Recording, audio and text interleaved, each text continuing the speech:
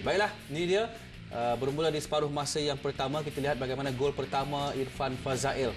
Jadi kita imbas semula ni gol yang dijaringkan pada minit yang ke-8. Satu gerakan yang cukup menarik. Jadi bagaimana kita bermula dengan begitu pantas kita dapat selepas kita settle down, kita mula menunjukkan permainan bola sepak yang kita mampu mainkan ya.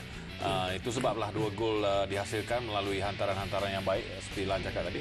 Dan tepat peluang yang diambil, yang dipetik begitu cepat sekali. Dan kemudian kita lihat juga bagaimana itulah kelebihan dari segi fizikal ya Balan pasukan Lubnan ini. Ya, dari segi fizikal nampaknya kita bukannya ingin beradu tenaga sebenarnya.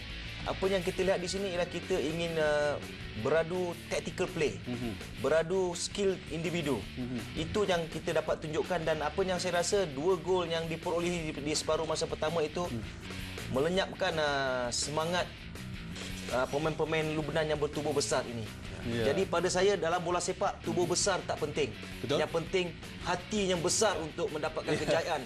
Itulah yang penting. Itu yang penting. Dan ini jaringan yang cukup menarik. Saya kira antara jaringan yang paling menarik lah untuk pasukan Olimpik Negara ini menerusi Wan Z Haikal. Satu terupas yang cukup menarik dan kemudian disudahkan dengan hebat oleh Wan Z Haikal. Jadi seperti kata Balan tadi, Wan Z Haikal dia begitu cepat berfikir, menoleh ke arah rakannya dan sempat melihat kedudukannya yang tidak berada dalam kedudukan offside. Meletak diri dia dalam kedudukan yang onside, menunggu rakannya Gary untuk menyentuh bola untuk membuat hantaran, baru dia bergerak dan melakukan sedikit kuisan untuk mendapatkan gol kedua kita.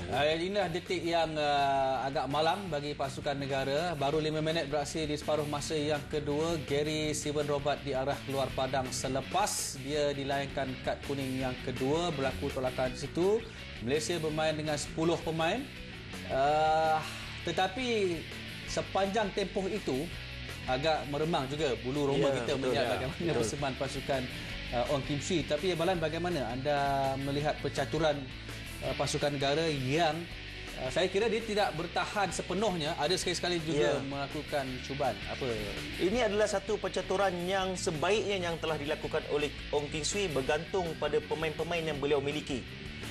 Inilah percaturan yang tepat yang semampunya yang boleh dilakukan oleh Ong Kim Swee untuk mendapatkan kejayaan kita pada malam ini, Akbar.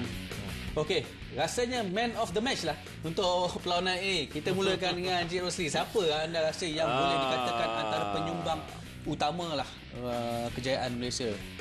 Pemain terbaik lah untuk perlawanan ini bagi pasukan negara. Semuanya beraksi dengan begitu baik, semuanya memberi sumbangan ya.